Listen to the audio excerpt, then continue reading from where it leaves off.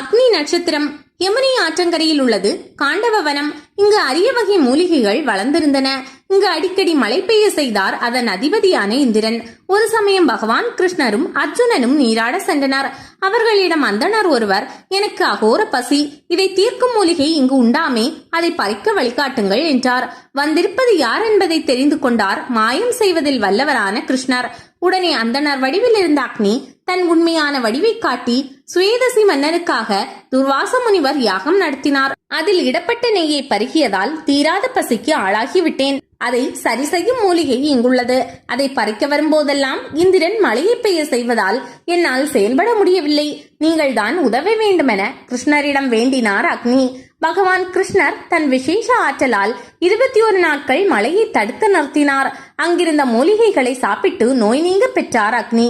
அந்த 21 நாட்களே அக்னி நட்சத்திர காலம் எனப்படுகிறது. பரணி 3ஆம் பாதத்தில் சூரியன் சஞ்சரிக்கும் காலமான அக்னி நட்சத்திரத்தில் சித்திரை 21 முதல் வைகாசி 14 வரையுள்ள நாட்களில் வெயிலின் தாக்கம் அதிகமாக இருக்கும். இக்காலங்களில் தினமும் 2 லிட்டர் தண்ணீர் குடிப்பது அவசியம்.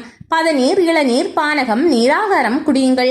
நீர்ச்சத்துள்ள காய்கறி, பழங்களை உணவாக சாப்பிடுங்கள். கதர், பருத்தி ஆடைகளை உடுத்துங்கள். தினமும் 2 முறை குளியுங்கள்.